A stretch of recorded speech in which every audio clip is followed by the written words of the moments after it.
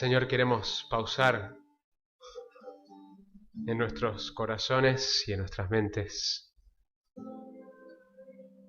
para reconocer que vos sos Dios. Queremos pedirte que vos nos prepares ahora, que las ansiedades, preocupaciones que están en nuestra mente, Señor, puedan ser echadas a un lado para estar atento a escucharte hablar. Queremos escuchar tu voz, porque vos hablás a través de tu palabra y queremos escucharte ahora, Señor. Te lo pedimos en el nombre precioso de Jesucristo. Amén. Buenos días a todos. Si nos estás visitando, te damos la bienvenida. Estamos contentos de que compartas este domingo con nosotros. Una alegría recibirte. También una alegría que estén Daniel y Diana Travis, mis papás, parte de nuestra familia espiritual y mi familia física, así que les damos la bienvenida nuevamente a estar con nosotros. Una alegría que hayan vuelto. Ya ellos se quedan acá a vivir en Argentina, así que los nietos están chochos, los abuelos también. Una alegría. Hoy arrancamos una serie nueva. Voy a estar predicando 7 sermones del libro de Proverbios. Una de las características de nuestra iglesia es que predicamos expositivamente. Tomamos un libro de la Biblia y vamos mirando lo que dice el pasaje, buscamos entenderlo en su sentido original y explicarlo de tal manera que tenga sentido para nosotros hoy. Creemos que la Biblia es un libro inspirado por Dios, que Dios nos habla hoy, que la palabra es viva y eficaz y tiene poder para penetrar hasta lo más profundo. Tiene la capacidad de hacer lo que ninguna otra cosa puede hacer. Lo que la filosofía, lo que la psicología, lo que la política no puede lograr, la palabra de Dios tiene esa capacidad. Lo que la religión intenta hacer, solo la palabra de Dios puede producir cambios verdaderos en el corazón. Así que por eso predicamos de esa manera, predicamos abriendo la Biblia, mirando lo que dice el pasaje, explicándolo y proclamándolo en el poder del Espíritu Santo. Hoy arrancamos una serie nueva de 7 sermones del libro de Proverbios y más adelante les voy a pasar. Luis y Enrique vienen ayudando con el diseño a una especie de señalador donde va a haber una palabra clave para cada mensaje y un pasaje y la fecha. Hoy la palabra clave es teme. Teme. En las últimas semanas que no he estado en el púlpito, he tenido la oportunidad de bañarme en el libro de Proverbios. Lo vengo leyendo, releyendo, escuchándolo, estudiando comentarios, estudiando el trasfondo, diccionarios bíblicos, panoramas del Antiguo Testamento, leyendo artículos de cómo otros han intentado predicarlo. Lo vengo escuchando en el auto también, cuando llevo a mis hijos a la escuela también vienen escuchando los proverbios. Hay páginas en internet donde puedes bajar la Biblia y escucharlo después en el auto. Y es interesante porque el libro justamente enfatiza mucho el oír. Especialmente en los primeros capítulos aparece este mandato como un padre que le habla a su hijo: oye, hijo mío. Así que bueno, por la gracia de Dios espero que puedan comer bien en estas semanas. Este es el llamado que Dios me ha dado en este tiempo, alimentarlos a ustedes con la palabra de Dios. Hay mucho que podríamos predicar en este libro. Es más, muchos no lo predican expositivamente porque ¿cómo haces para predicar un libro que está lleno de predicaciones? Es decir, cada proverbio en sí ya es un mensaje central. La característica de una predicación expositiva es que tenés un punto central, que vos te vas de acá con una frase en tu mente.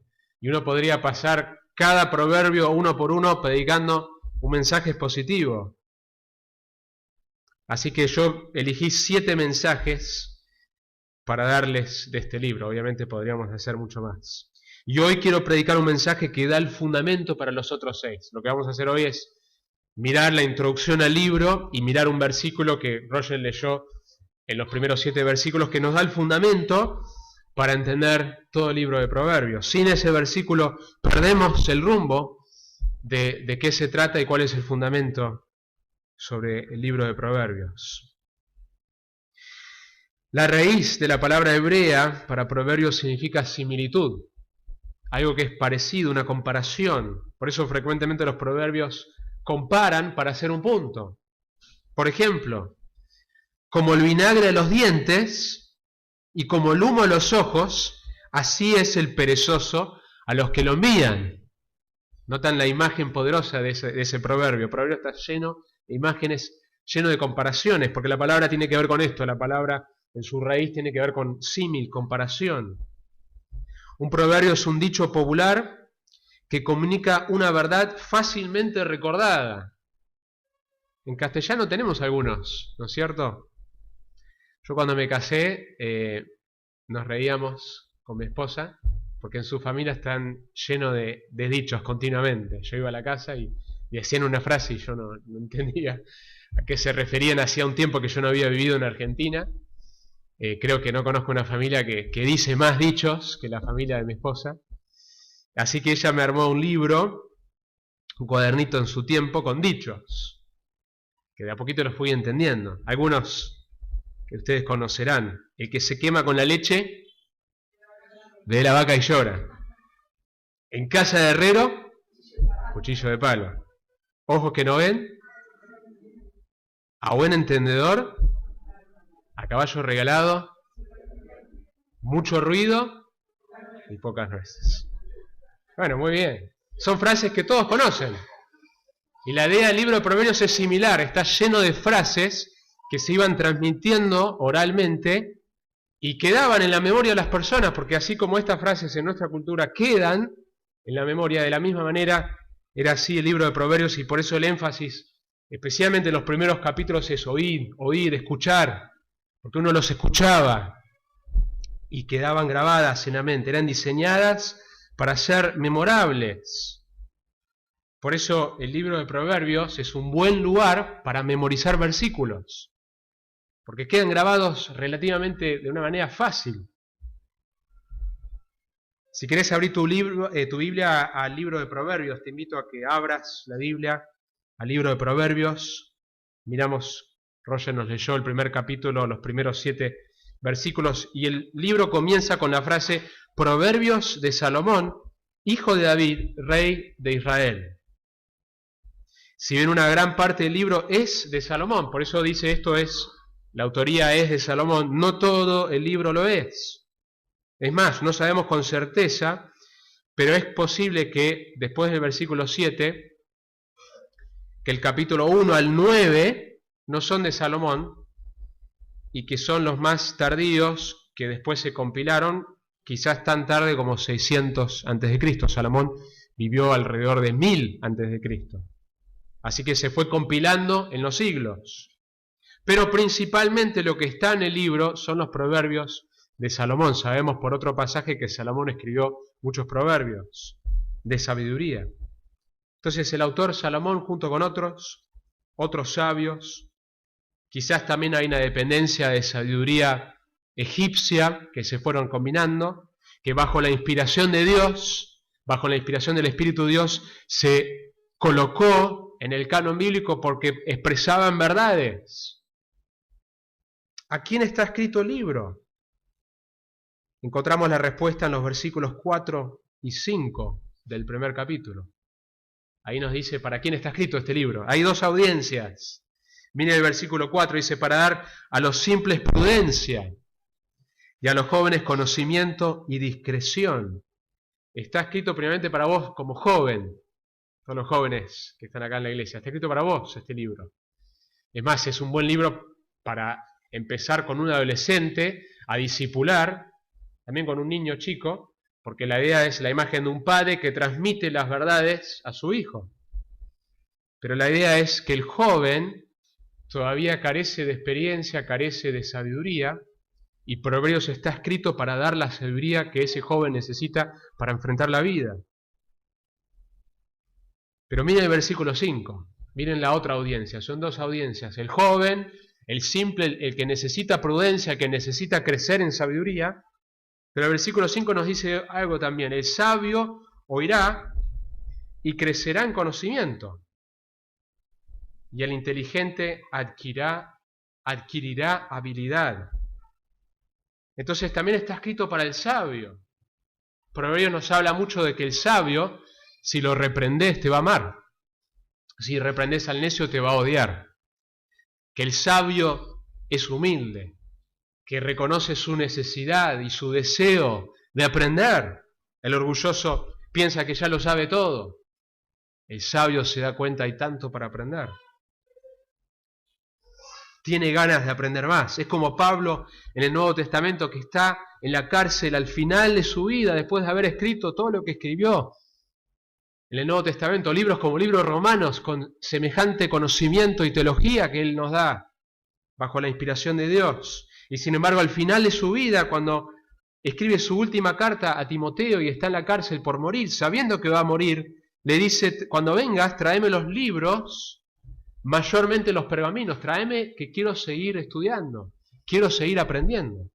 Entonces Proverbios está escrito para vos, joven, para vos que te falta experiencia, y también está escrito para vos que sos sabio, que te das cuenta, si realmente sos sabio, sos humilde y te das cuenta cuánto necesitas seguir aprendiendo.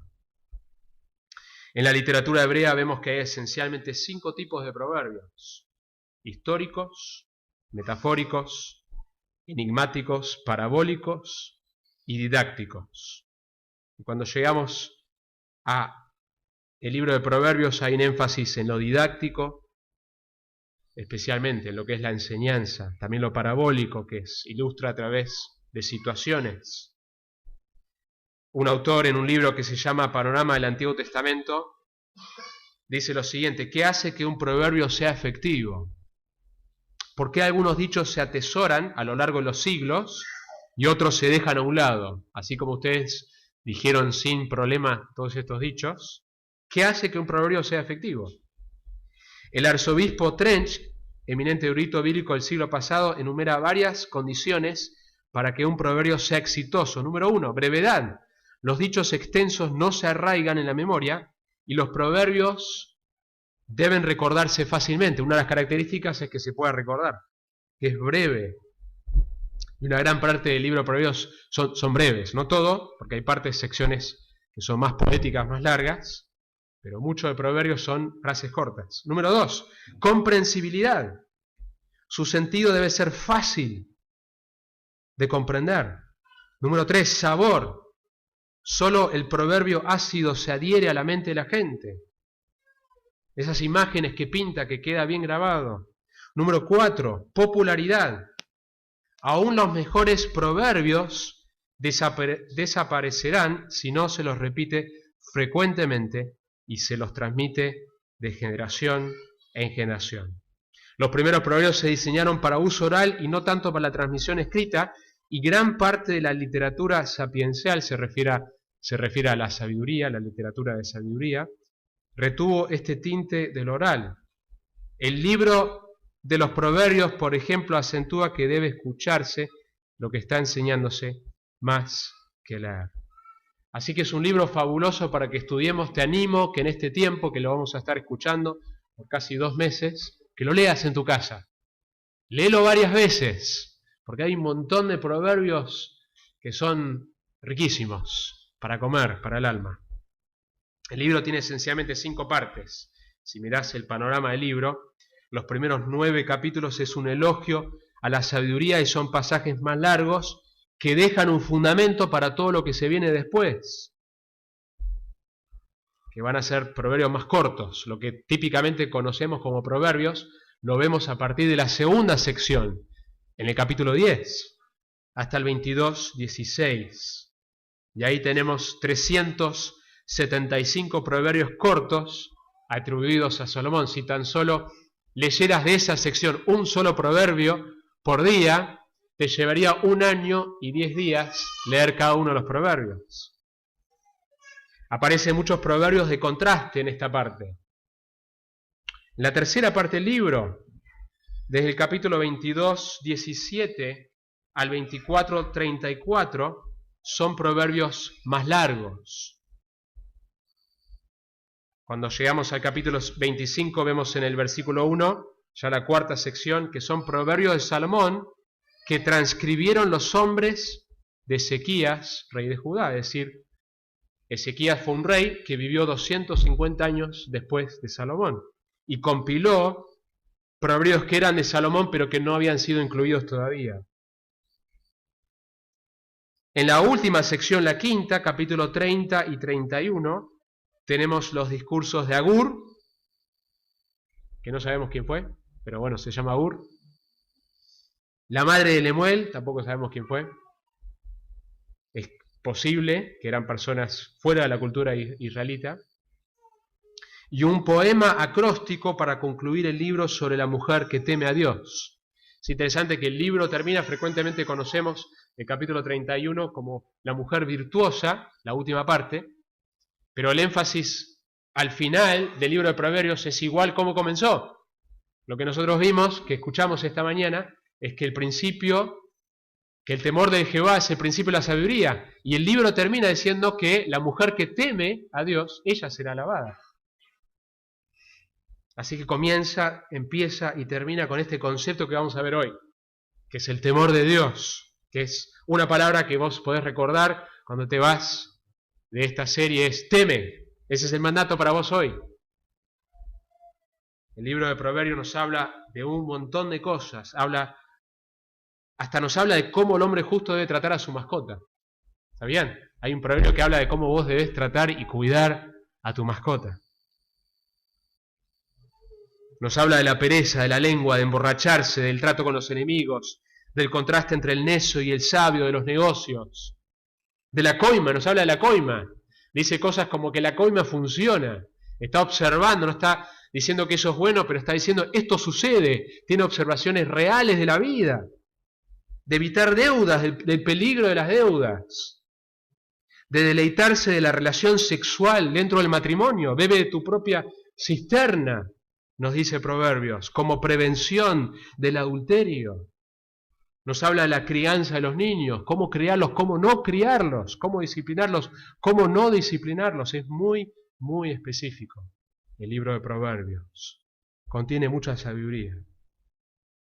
Y por supuesto que en 7 sermones vamos a tocar una parte del libro, pero hay un versículo que es la llave para entender todo el libro, y que si no entendés esto no vas a poder apreciar el mensaje y los proverbios, los vas a malentender cómo usarlos y cuál es la motivación con la cual los aplicás si no entendés el mensaje de hoy. Y es el versículo 7, la primera parte especialmente. El temor a Jehová es el principio de la sabiduría. Esa es la llave para entender todo el libro. Así que yo quisiera hacer 3 cosas con este versículo en esta predicación. Primero, quiero responder a la pregunta, ¿qué es el temor de Dios? ¿Qué es el temor de Dios? Número 2, quiero mirar la relación que existe entre el temor de Dios y la sabiduría. Y número 3, quiero exhortarte a vos, a través de esta prédica, a que tengas miedo. Suena raro, ¿no? Quiero exhortarte hacia el temor. Pero un cierto tipo de temor, que es bueno. Y en este último punto de exhortarnos a temer brevemente, quiero responder el por qué debemos temer a Dios, cuál es la motivación por la cual debemos temer a Dios y cómo debo temer a Dios, cómo lo hago en la práctica. Así que número 1, ¿qué es entonces el temor de Dios? Yo por mucho tiempo entendía que temor, lo explicaba de esta manera, temor no es tener miedo, es simplemente una reverencia, y que eso es el temor de Dios. Pero quiero mirar esta frase en Proverbios, temor del Señor, y en la Biblia, y mostrar que es más que simplemente tener una reverencia a Dios. Tiene esta frase, temor del Señor, y particularmente la palabra temor como está usada, tiene 3 significados esencialmente. 1, terror. 2, estar en asombro. 3, tener reverencia. Y a veces tratamos de domesticar a Dios Y entonces simplemente decimos, no, tiene que ver con reverencia. ¿Cómo podemos tenerle miedo a Dios? Pero en realidad la palabra, cuando dice teme a Dios, son estas tres cosas. Hay un pasaje en Éxodo donde se ve todos estos elementos. Éxodo 20. Si quieres míralo conmigo, versículo 18 al 20. Y todo el pueblo percibía los truenos y relámpagos, el sonido de la trompeta y el monte que humeaba. Y cuando el pueblo vio aquello, temblaron y se mantuvieron a distancia. Imagínate esta escena, hay truenos, hay relámpagos, hay un sonido espectacular de una trompeta, ruido, imágenes y un monte que sale humo. Vos también estarías aterrorizado. Dice que temblaron y se mantuvieron a distancia. Entonces dijeron a Moisés, habla tú con nosotros y escucharemos, pero que no hable Dios con nosotros, no sea que muramos. Cuando las personas en el Antiguo Testamento tenían un encuentro con la presencia de Dios, tenían miedo de que iban a morir, y vos también tendrías miedo si tendrías ese tipo de encuentro con la presencia de Dios. Por eso tantas veces Dios tiene que decir, no temas, no temas. Cuando los ángeles aparecen en el Nuevo Testamento también, no temas, no temas, no voy a matarte. Respondió Moisés al pueblo, no temáis, porque Dios ha venido a poneros a prueba, y para que su temor permanezca con vosotros, y para que no pequéis. Así que después de que el pueblo vio la presencia majestuosa de Dios, Moisés dice, no tengas miedo, pero tened miedo. No temas, que su temor permanezca en vosotros. No tengas miedo, pero a la vez temé. ¿Cuál es? C.S. Lewis, el autor de las Crónicas de Narnia, cuando describe a Aslan, que es mi personaje favorito, el león, que es una figura de Cristo, dice lo siguiente: pero en cuanto a Aslan, los castores y los niños no sabían qué hacer o qué decir cuando lo vieron. Las personas que no han estado en Narnia a veces piensan que algo no puede ser bueno y terrible al mismo tiempo. Si los niños alguna vez pensaron esto, ahora estaban curados. Porque cuando intentaron mirar el rostro de Aslan, captaron solamente un vistazo de su melena dorada y sus ojos majestuosos, grandiosos, solemnes, abrumadores, y después se dieron cuenta de que no lo podían mirar y empezaron a estar con cierto temor. ¿Qué imagen? Como decía antes, creo que a veces en la teología, en la predicación, en la enseñanza, en los libros, tratamos de bajar a Dios a nuestro nivel, a un Dios creado a nuestra imagen, y sacamos el elemento de misterio, de majestuosidad, de grandeza, del Dios que está revelado en la Biblia. Isaías 8, 12 al 13 nos dice, no digáis es conspiración a todo lo que este pueblo llama conspiración, ni temáis a lo que ellos teman, ni os aterroricéis. Es decir, no tenés que tener miedo a lo que esta cultura le tiene miedo. Como cristiano yo no puedo tener el mismo temor que la persona sin Cristo tiene de la economía de nuestro país. No puedo tener el miedo que ellos tienen. Versículo 13 del pasaje Isaías dice, al Señor de los ejércitos es a quien debéis tener por santo. Sea Él vuestro temor y sea Él vuestro terror. Que la cura para el temor al hombre y el temor de las circunstancias es el temor de Dios. ¿Tenés este concepto en tu mente cuando escuchás la frase el temor de Dios? No es solamente una reverencia, como si simplemente fuera una persona digna de ser respetada. Estamos hablando de alguien que es más que un rey, es el Rey de Reyes, el Dios Todopoderoso, el Dios infinito que habita, como dice 1 Timoteo, en una luz inaccesible, a quien nadie puede ver y quien nadie ha visto. Santo, 3 veces santo, todopoderoso, que tiene el poder de destruir mi cuerpo y mi alma en el infierno. me dice en los evangelios. Poseedor de todo conocimiento. Google y Wikipedia y las bibliotecas del mundo no tienen ni una milésima de 1% del conocimiento que Dios tiene. Conoce todo. Omnipresente, no hay lugar en el universo donde Él no está. El rincón más escondido de nuestro planeta, Él está ahí. En el lugar donde se cometen las peores atrocidades, en este momento Él lo ve. En el lugar donde Él se lo adora con más pureza, Él también está ahí. Es este Dios que tenemos que recordar, contemplar, como decía la canción, para entonces poder temerlo. Esa es la idea de temer, es que nos damos cuenta quién es nuestro Dios.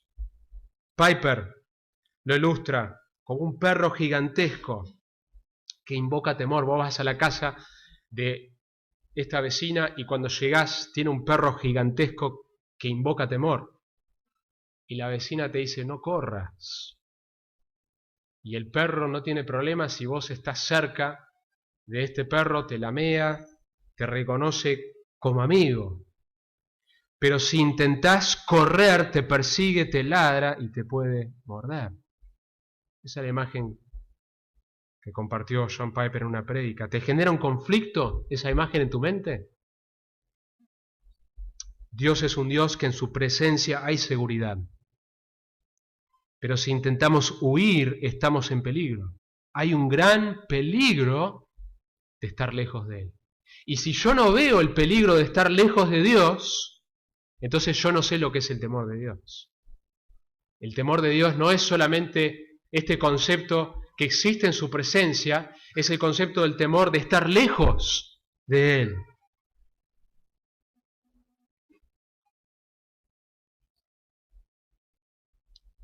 Temer a Dios significa que nos acercamos a Él porque lejos de Él es peligroso.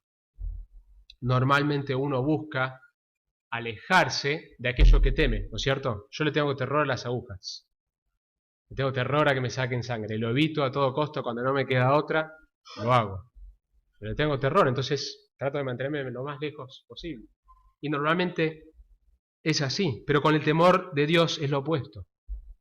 El temor de Dios me lleva a Él porque en Él hay seguridad, hay misericordia, hay gracia, hay perdón. Hebreos, que debemos acercarnos al trono de gracia para encontrar esa misericordia. Pero lejos de Él es peligroso.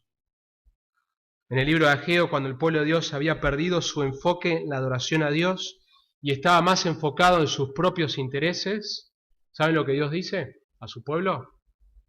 Yo estoy en contra tuyo. Yo estoy en contra de ustedes.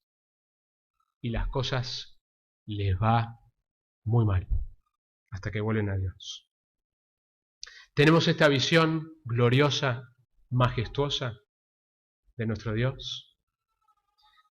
John Owen, en su libro El pecado que mora en mí, habla de la necesidad de tener una visión correcta y gloriosa de Dios. Si no tenemos una visión grandiosa de Dios, nos dice que el alma se queda con hambre. Si vos y yo no recordamos, mirando las Escrituras, leyendo literatura que nos ayuda a contemplar Dios como es, no el Dios que tantas veces la Iglesia distorsiona y lo baja, sino el Dios glorioso y majestuoso que es, si no estamos contemplando ese Dios y adorando a ese Dios, el alma se queda con hambre. ¿Y sabes qué? Va a buscar otro lado para llenarse. Va a buscar llenarse con ídolos, ya que nuestro concepto de Dios es muy bajo para el hambre que Dios mismo puso en el alma. Va a buscar por otro lado. El temor de Dios entonces tiene que ver con esta visión gloriosa, majestuosa, donde hay un tipo de temor. Un temor que también está relacionado con estar lejos de Él. Hay un salmo que dice así: temer al Señor, ahí está el mandato, vosotros sus santos, pues nada les falta a aquellos que le temen. Los leoncillos pasan necesidad y tienen hambre, mas los que buscan al Señor no carecerán de bien alguno. ¿Vieron la conexión en ese salmo? Temor a Dios, búsqueda de Dios, van juntos. Es un llamado de temer a Dios. Y hay una promesa de bienestar si estás temiendo a Dios. Nada te va a faltar.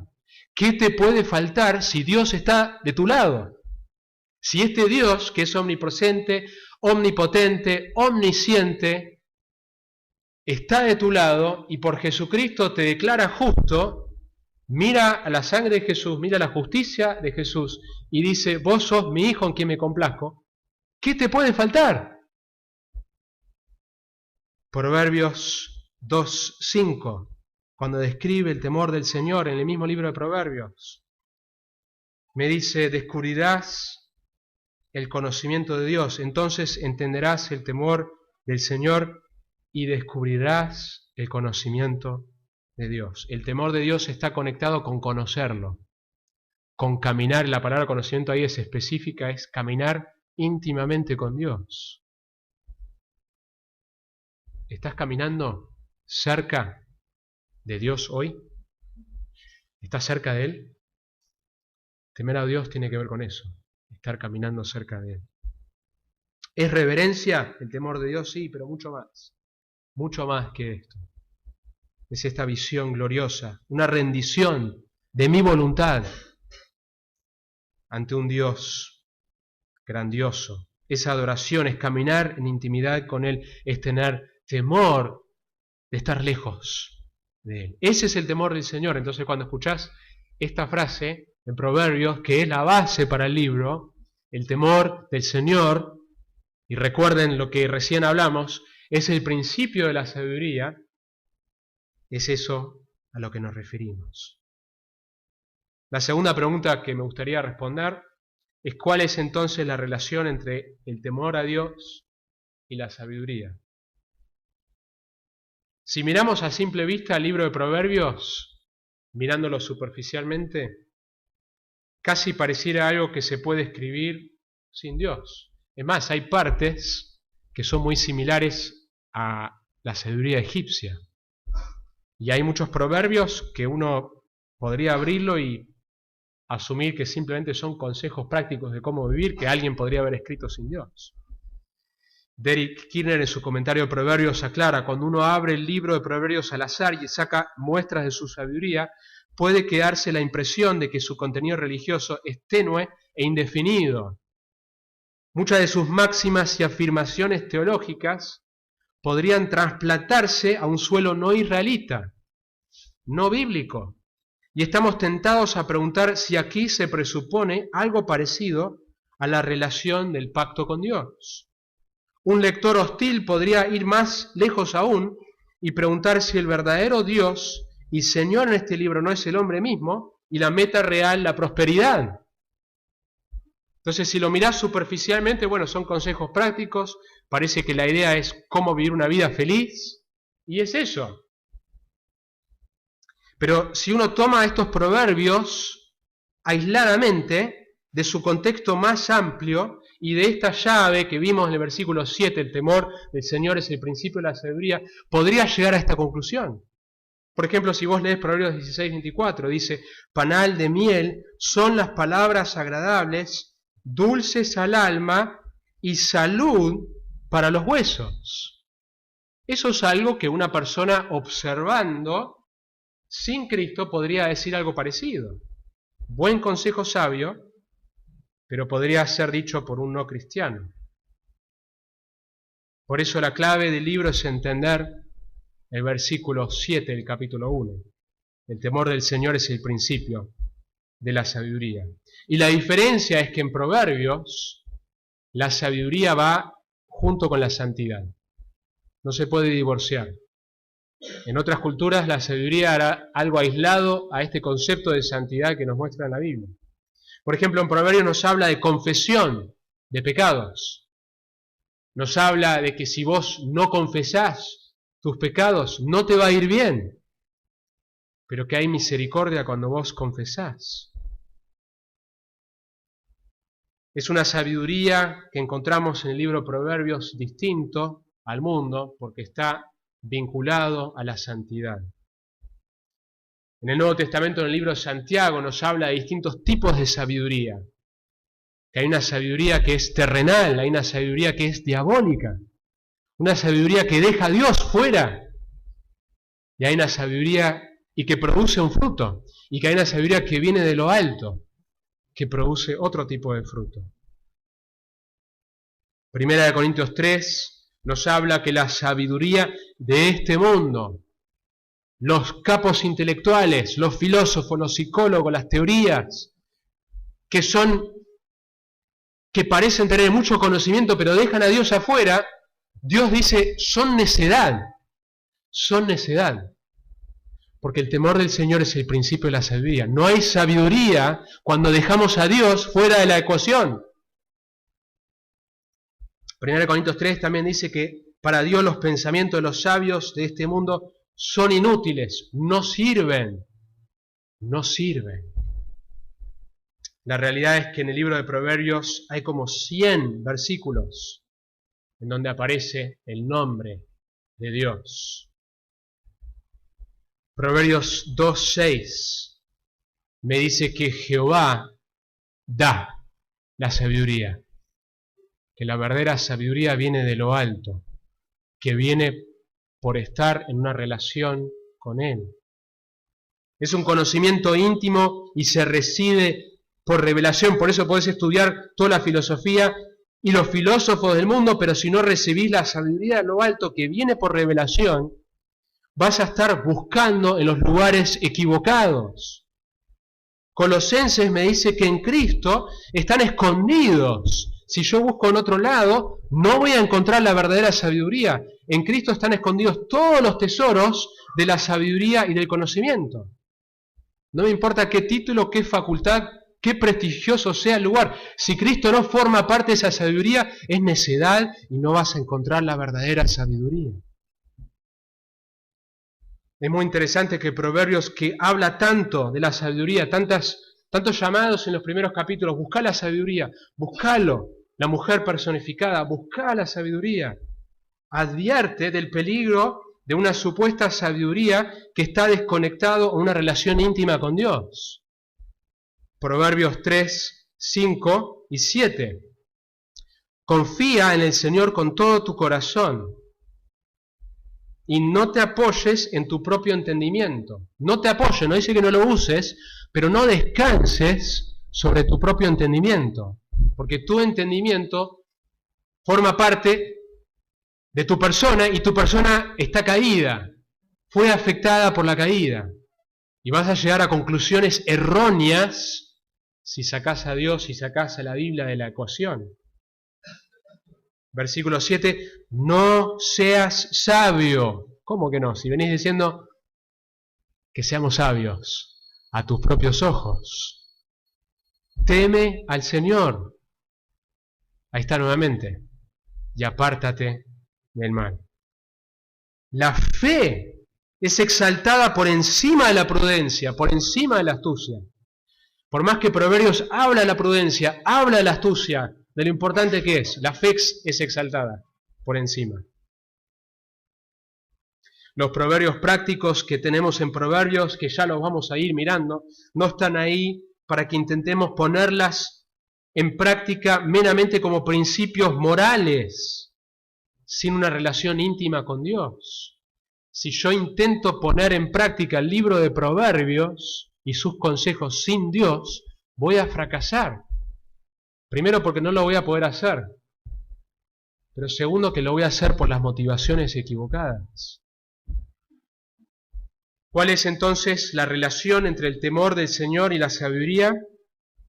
Proverbios asume que vos no vas a poder darle sentido a la vida o vivir plenamente y abundantemente si no entendés tu necesidad de Dios. Si yo no entiendo mi necesidad diaria de Dios, yo no voy a poder vivir sabiamente. Temer a Dios en el Antiguo es equivalente en el Nuevo a tener una relación personal con Dios. Si yo no vengo a Dios para conocerlo como Él se ha revelado en la Biblia y en la persona de Jesús, mis intentos de encontrar la sabiduría van a fracasar. El temor de Jehová, ¿qué? Es el principio de la sabiduría. Así que primero, este concepto glorioso de temor a Dios. Segundo, esta es la relación que existe entre el temor al Señor y la sabiduría. Tercero, a modo aplicación, teme a Dios. Teme a Dios.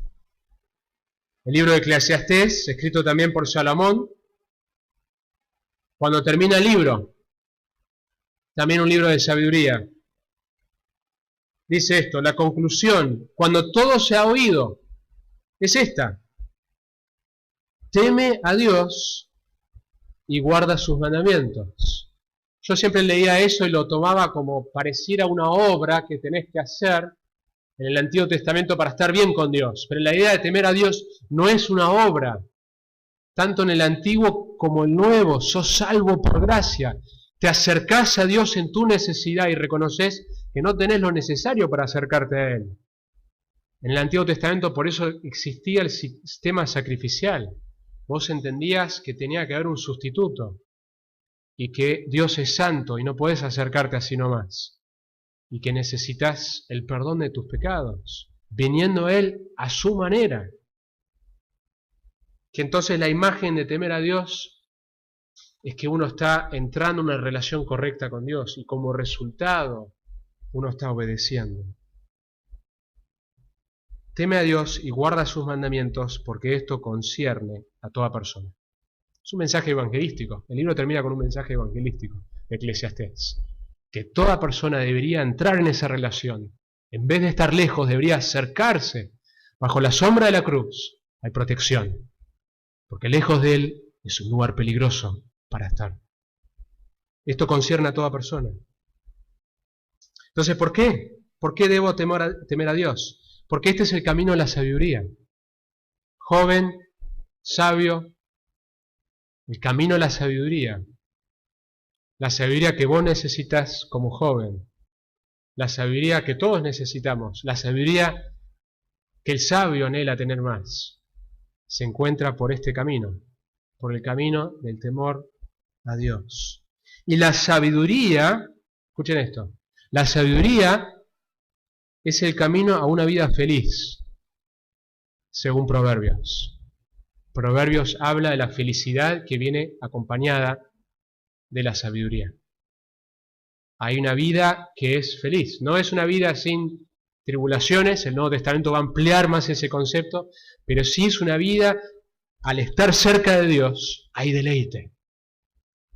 Y es una vida donde las cosas salen como Dios diseñó que salieran, aun si hay dificultad, aun si hay sorpresas en este mundo caído. Proverbios en el libro nos va a presentar continuamente dos caminos. Hay dos, no hay un tercer camino. El camino del sabio, y ese camino del sabio entramos por el temor del Señor. Y el camino del necio. En el capítulo 9 muestra a dos mujeres personificadas a que respondan a su llamado. Y todo ser humano tiene que escuchar una de dos voces. La voz de la sabiduría, que se entra en ese camino por el temor del Señor, o la voz de la mujer insensata, que es el camino natural de nuestro corazón, que se aleja de Dios. Romanos dice que no hay uno que busca a Dios, nadie busca a Dios.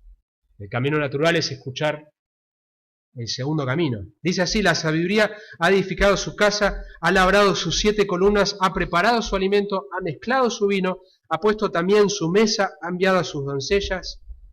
Toda una preparación de fiesta, de deleite, y clama desde los lugares más altos de la ciudad. Hay un clamor. El que sea simple, que entre aquí.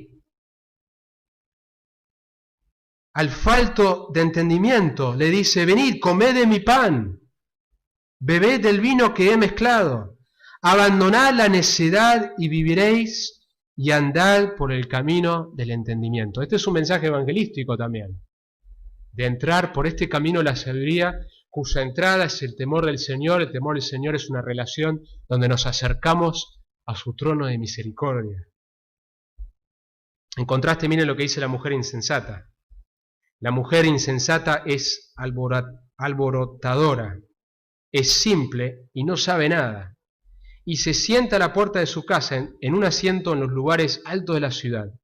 Ella también clama, llamando a los que pasan, a los que van derechos por sus sendas. El que sea simple, que entre aquí. Y al falto de entendimiento le dice, dulces son las aguas hurtadas, y el pan comido en secreto es sabroso.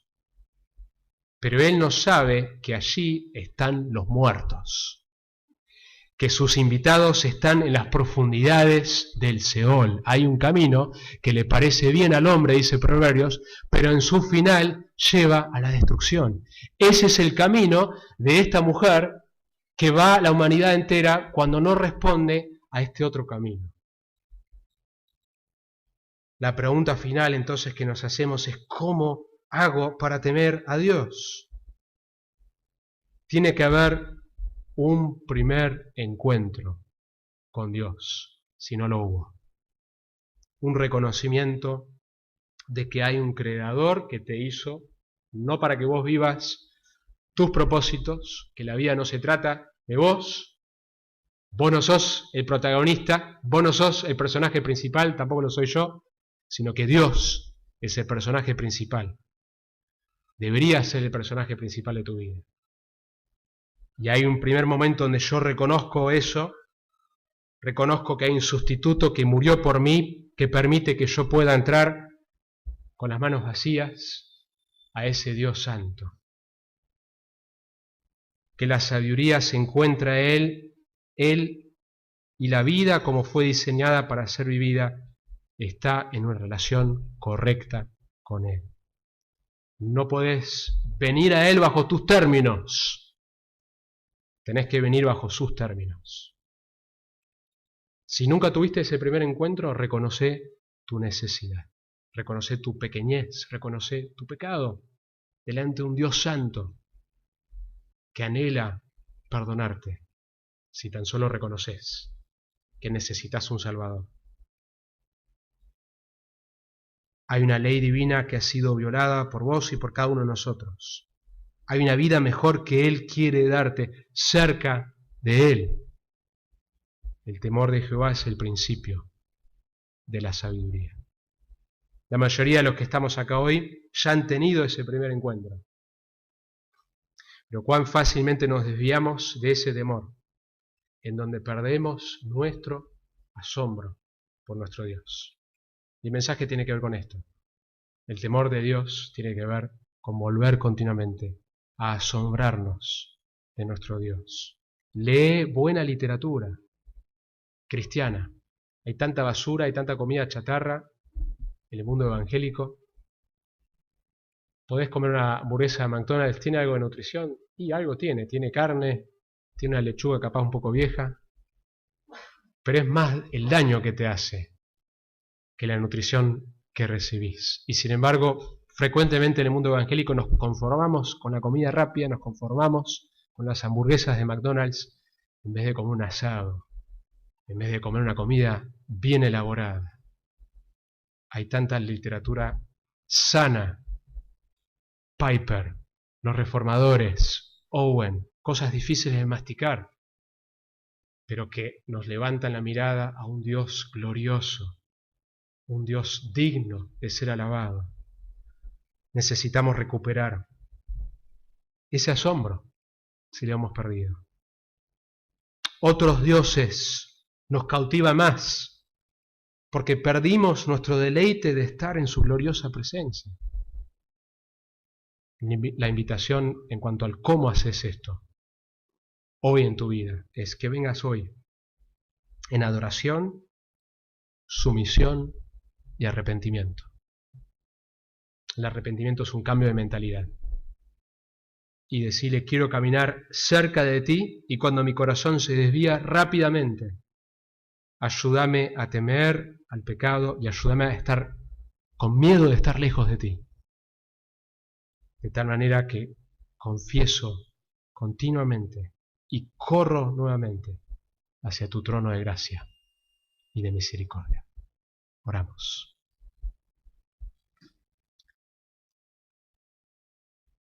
El temor del Señor es el principio de la sabiduría. Queremos temerte, queremos adorarte. Ayúdanos, Señor, a vivir como personas que tiemblan delante de tu palabra y que anhelan conocerte, anhelan obedecerte, anhelan saber más de tus atributos, anhelan leer buena literatura que nos lleva a conocer más las Escrituras y a conocer más a nuestro Dios. Danos un hambre por tu palabra, a leer libros que frecuentemente no leemos en la Biblia. Señor, queremos buscarte, queremos temerte, porque ese es el principio de la sabiduría. Gracias, Señor. Te alabamos. En el nombre de Jesús.